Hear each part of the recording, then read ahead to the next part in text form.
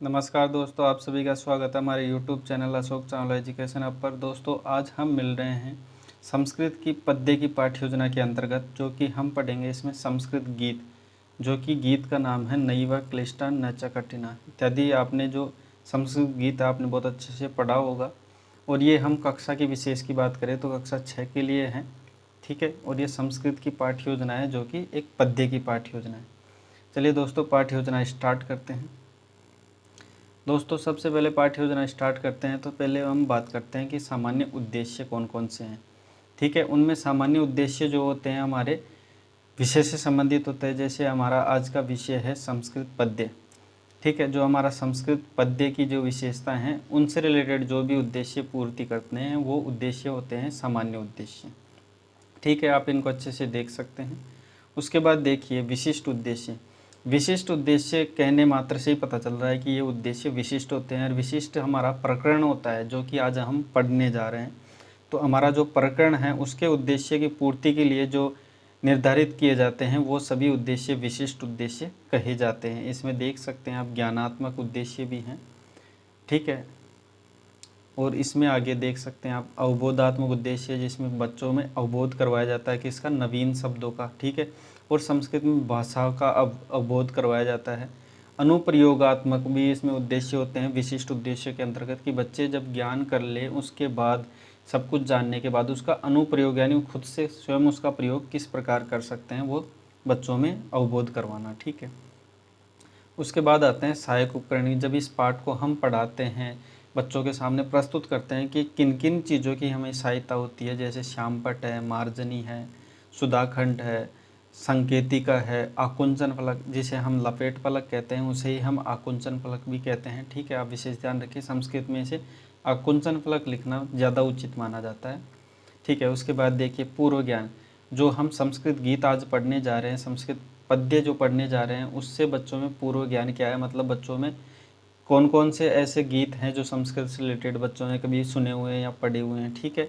तो ऐसा बच्चों में ज्ञान करना भाषा विषय के बारे में, ठीक है। उसके बाद हम आते हैं मुख्य बिंदु पर, जो कि प्रस्तावना है, ठीक है। दोस्तों देखिए, प्रस्तावना जो बिंदु है वो मुख्य बिंदु कहा जाता है, क्योंकि इसमें बच्चों से हमें जो पाठ पढ़ना है या फिर पद्य या गद्य जो भी पढ़ना है उसको बच्चों से ही निष्कासित किया जाता है, ठीक है। इसमें पहला प्रश्न, इसमें जो निष्कासन माध्यम किया गया है प्रस्तावना का, वो किया गया है प्रश्नोत्तर माध्यम, ठीक है। इसमें जो पहला प्रश्न देखते हैं, वेदा कति संति, वेद कितने होते हैं, तो बच्चे आंसर देंगे चत्वार वेदा संति, यानी 4 वेद हैं, ठीक है। उसके बाद जो अगला प्रश्न है, चत्वार वेदा कस्य भाषायां लिखिता संति, यानी जो चारों वेद हैं वो किस भाषा में लिखे गए हैं, तो वो बच्चे आंसर करेंगे इसमें संस्कृत भाषायाम, यानी संस्कृत भाषा में, ठीक है। तीसरा प्रश्न करेंगे कि संस्कृत भाषायाम कीदृशा भाषा अस्ति, यानी जो संस्कृत भाषा है वो कैसी भाषा है, तो वो सरला भाषा अस्ति, यानी सरल भाषा है, ठीक है। उसके बाद हम चौथा प्रश्न करेंगे,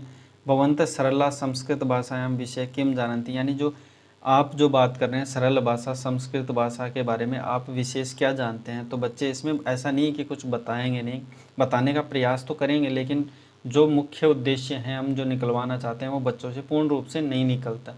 तो हम बताने के लिए हम उद्देश्य कथन करते हैं, ठीक है, कि प्रियांश छात्रा अद्य वयम सरला संस्कृत भाषा विषय गीत माध्यम पठिष्यामि, यानी गीत के माध्यम से पढ़ेंगे, क्योंकि आज हम जो हमारा प्रकरण है वो है संस्कृत गीत, यानी नैव क्लिष्टा न च कठिना, यानी जो संस्कृत भाषा है न ही कठिन है न ही क्लिष्ट है, ठीक है। ऐसा हम करके हम बच्चों के सामने प्रस्तुत करेंगे हमारा प्रकरण। हम ब्लैक बोर्ड पे जो स्थिति रखते हैं उसमें कालांश कक्षा वगैरह इत्यादि हम सब पूर्ति कर देते हैं, लेकिन जो प्रकरण का नाम होता है उस समय नहीं निकलते हैं। जब बच्चों से अब निकलवा लिया है तो अब ये प्रकरण का नाम हम ब्लैक बोर्ड पर लिख सकते हैं और बच्चे इसको ध्यानपूर्वक सुनते हैं। उसके बाद आगे चलते हैं हमारे अगले बिंदु पर, जो है प्रस्तुतिकरणम, यानी प्रस्तुत करना, पाठ को बच्चों के सामने प्रस्तुत करना।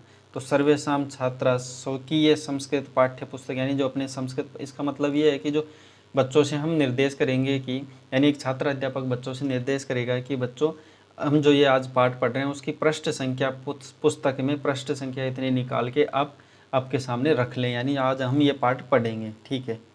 उसके बाद आगे चलते हैं आदर्श वाचन। अब जो आदर्श वाचन होता है वो एक छात्र अध्यापक यानी शिक्षक के द्वारा किया जाता है। ठीक है, तो आप पढ़ाने जाएंगे तो एक छात्राध्यापक के रूप में रहेंगे, तो छात्राध्यापक आदर्श वाचन करता है, ये ध्यान रखना, बच्चे आदर्श वाचन नहीं करते हैं। तो इसमें शिक्षक होता है वो कक्षा के उचित स्वर के अनुसार, चिन्ह के अनुसार और भाव अनुगुण आरोह अवरोह के साथ यति लति लय ताल इत्यादियों के माध्यम से उस जो गीत है उसका प्रस्तुतिकरण करता है, यानी उसका आदर्श वाचन करता है स्वयं शिक्षक यानी एक छात्राध्यापक। और बच्चे उसको पहले तो ध्यानपूर्वक उसको सुनते हैं। ठीक है, उसके बाद होता है अनुवाचन। ठीक है, अनुवाचन एक शिक्षक करवाता है बच्चों के माध्यम से, यानी छात्र भी करता है और शिक्षक भी इसको करता है, यानी छात्राध्यापक इसको कतिपयन छात्रान, यहाँ पे आप कतिपयन की जगह कट कर सकते हो क्योंकि इसमें सभी छात्रों को अनुवाचन करवाया जाता है। ठीक है, और सभी जो छात्र हैं उसका अनुवाचन करते हैं, यानी जैसा शिक्षक उस गीत को पढ़ता है तो बच्चे भी उसको पढ़ते हैं। ठीक है, अब अशुद्धि संशोधनम, इसका मतलब ये है अशुद्धि संशोधित की जाती है, यानी जब बच्चे इसको पढ़ते हैं तो कुछ बोलने में अशुद्धियाँ कर देते हैं, उन अशुद्धियों को ठीक करने के लिए ही छात्र अध्यापक अशुद्धियों का संशोधन करता है। अब वो संशोधन करता है वो काठिन्य निवारण के माध्यम से करता है। ठीक है, काठिन्य निवारण किया जाता है कि बच्चों में किन किन शब्दों में बोलने के बाद उनमें कठिनता आ रही है बच्चों को। ऐसा नहीं है कि बच्चे प्रथम बार अगर उसको सुन रहे हैं गीत को और अच्छे प्रकार से उसका विस्तार कर दे, अच्छे प्रकार से उसका वाचन कर दे, ऐसा नहीं है कि बच्चे कई प्रकार की गलतियां करते हैं, उनको गलतियों का निराकरण करने के लिए काठिन्य निवारण किया जाता है। देखिए, अब जैसे इसमें कुछ शब्द हैं, जैसे ललिता जो शब्द है, इसमें जब आप गीत पढ़ोगे बच्चों को पढ़ाओगे तो उसमें बाकायदा इसमें जो ललित शब्द है, ललिता शब्द है, उसमें वर्णित है। तो उसमें आप ललिता शब्द बच्चों में अगर समझ में नहीं आ रहा, बच्चों का निवारण नहीं हो पा रहा, तो आप बताएंगे पर्याय विधि के माध्यम से, यानी पर्यायवाची के माध्यम से, कि ललिता का मतलब होता है मधुरा। ठीक है, अब इसका वाक्य प्रयोग यानी मूल्यांकन में इसका वाक्य प्रयोग भी आप करके बताएंगे। ठीक है, वैसे ही वंदिता, वंदित वंदनीय है, ऐसा हम करके इसमें विलोम की अवंदनीय, यानी जिसकी वंदना यानी पूजा नहीं की जाती वो अवंदनीय, वैसे ही जो वंदनीय शब्द है उसका मतलब है पूजना, किसी को मानना। ठीक है, वैसे अन्य और भी शब्द हैं, इनका आप देख सकते हो। उसके बाद देखिए बोध प्रश्न, कि बच्चों को जब इतना पढ़ा दिया, अनुवाचन करवा दिया, बच्चों में कुछ गलतियाँ उनका शोधन करवा दिया, कुछ बच्चों में कठिनता जो शब्दों में लगी समझ में नहीं आई, पढ़ तो लिया लेकिन समझने में, उनका काठिन्य निवारण भी करवा दिया, तो बच्चों में जब इतना कुछ ज्ञान हो गया, अवबोध हो गया, तो उस अवबोध को जानने के लिए बोध प्रश्न किए जाते हैं कि बच्चों में कितना ज्ञान हुआ। तो जो आप जो पढ़ोगे गीत उसमें माध्यम से हम प्रश्न करेंगे कि अमृतवाणी का भाषा, जो अमृतवाणी है वो कौन सी भाषा है, तो वो संस्कृत भाषा है। उसके बाद अगला प्रश्न देखिए कि महाभारत से पुण्य कथा केन विरचित है, यानी जो महाभारत की जो पुण्य कथा है वो किसके द्वारा रचित की गई है, तो वो व्यास महोदय के द्वारा। ठीक है, का अमृत धारा क्रम दीपिका च, यानी कौन सी अमृत धारा और क्रम दीपिका बताई गई है, तो वो भगवत गीता को बताया गया है। ये हम बात कर रहे हैं, ये जो प्रश्न की बात कर रहे हैं ये हम गीत, जो हमारा गीत है नैवा क्लिष्टा न च कठिना इत्यादि के माध्यम से ये प्रश्न कर रहे हैं। हालांकि इसमें मैंने विशेष रूप से उस गीत को नहीं लिखा है, परंतु आप एक चार्ट के माध्यम से उस गीत को भी लिखे, संस्कृत गीत को, और बच्चों के सामने वो पढ़ाते समय उसको प्रस्तुत करके भी आप पढ़ा सकते हैं। ठीक है, अब संस्कृत भाषा कीदृशी भाषा अस्ति, तो संस्कृत भाषा अतीव सरला मधुर मंजुला। ठीक है, ये संस्कृत गीत जब आप पढ़ाओगे तो बच्चों को आसानी से समझ में आएगा और बच्चे आसानी से इसका जवाब दे पाएंगे। उसके बाद देखिए पुनः स्वर वाचन, इसमें क्या होता है कि बच्चों से नया जो बिंदु हम प्रस्तुत करते हैं उससे पहले पुनः स्वर वाचन करवाते हैं, यानी पुनः उस गीत को है वापस बच्चों से एक बार वापस पढ़वाते हैं।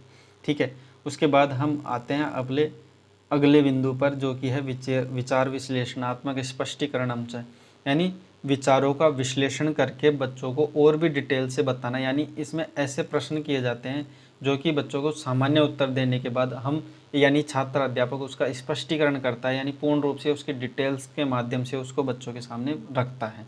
देखिए पहला प्रश्न, जैसे संस्कृत भाषा कीदृशी भाषा थी, सामान्य प्रश्न पूछा है उस गीत के माध्यम से कि संस्कृत भाषा कैसी भाषा है, तो बच्चे उसका सामान्य उत्तर देंगे संस्कृत भाषा ललिता रमणीया और अमृतवाणी तथा च सरला भाषा अस्ति। ये जो गीत में पढ़ा है वैसे छात्र ने सामान्य उत्तर दे दिया, लेकिन जो छात्र अध्यापक उसका स्पष्टीकरण करेगा। ठीक, तो स्पष्टीकरण करके बताएगा भो छात्रा, ए छात्र, संस्कृत भाषा है सुमधुरा तथा च हृदय रमणीया। यानी ये जो भाषा है ये सुमधुर, सबसे मधुर और हृदय में रमणीय स्थान ग्रहण करने वाली, हृदय को टच करने वाली भाषा है। इतो अपि संस्कृत भाषा अमृतवाणी सरला ललिता, यानी थोड़ा विस्तार करके इसको आंतरिक भाषा के रूप में उसको डिटेल से बताएगा। वैसे ही दूसरा प्रश्न कि कवि कुलगुरु कस्य उपाधि, यानी जो कवि कुलगुरु की उपाधि वो किसने धारण की, तो बच्चे सामान्य इसका उत्तर दे देंगे महाकवि कालिदास ने।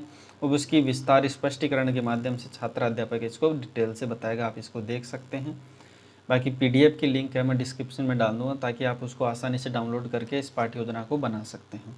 ठीक है, आगे बिंदु पे आते हैं। मूल्यांकन प्रश्न या पुनरावृत्त्यात्मक प्रश्न इसे कहते हैं। इसमें मूल्यांकन प्रश्नों का मतलब यानी छात्र अध्यापक मूल्यांकन करने के लिए, छात्रों की स्थिति जानने के लिए क्या करता है, उसका मूल्यांकन करता है बच्चों का। ठीक है, उनकी बौद्धिक शक्ति का और उनकी चिंतन शक्ति के, बच्चों में कितनी श्रवण क्षमता है, कितनी सोचने की क्षमता है, इसमें प्रश्न करेगा। जिसमें ये सभी प्रश्न हैं अनेक प्रकार के हो सकते हैं। इसमें रिक्त स्थान प्रश्न होते हैं, वन लाइनर जिसे हम कहते हैं वो भी हो, अभ्यासद वाले प्रश्न, जैसे इसमें पहला प्रश्न है अस्मिन गीते कस्या भाषायां वर्णनम, यानी इस गीत में हम किस भाषा का वर्णन करते हैं, तो इसमें संस्कृत भाषा का। ठीक है, वैसे ही अगला प्रश्न देखिए, कवि कुलगुरु के नाम से कौन प्रसिद्ध है, इसमें ये बताएगा। तो गीत के माध्यम से इसको आसानी से बच्चे इसका जवाब दे पाएंगे। वैसे ही दूसरा प्रश्न रिक्त स्थान के माध्यम से है। वैसे आप इसमें देख सकते हैं 4 से 5 प्रश्न इसमें मिनिमम रखे जाते हैं। उसके बाद देखिए निम्नलिखित प्रश्नानाम उत्तराणी, यानी जो वन लाइनर प्रश्न है उसे हम कह सकते हैं विश्ववंदिता क्या है, यानी विश्ववंदित हम किसे कहें, रामायण से लेखक का कहे कि रामायण का लेखक कौन है। और उसके बाद हमारा आता है अंतिम बिंदु जैसे गृह कार्य। तो इसमें गृह कार्य के, हालांकि इसमें मैंने डाल नहीं रखा, लेकिन आप इसमें लिख सकते हैं कि गृह कार्य के रूप में आप संस्कृत से रिलेटेड एक अन्य गीत को हम बच्चों से कहेंगे कि नेक्स्ट डे आप जब भी आएँ तो संस्कृत का एक और ऐसे जो सुंदर हो, सरल हो, ऐसा गीत आप याद करके और लिख करके लेके आएँ, ऐसा हम गृह कार्य के रूप में दे सकते हैं। तो आशा करता हूँ दोस्तों ये पाठ्य योजना आपको बेहद पसंद आई होगी। अगर वीडियो आपको अच्छा लगा हो तो वीडियो को लाइक करना। मिलते हैं नेक्स्ट वीडियो में और अच्छी रोचक पाठ्य योजना के साथ। वीडियो देखने के लिए आपका बहुत बहुत धन्यवाद।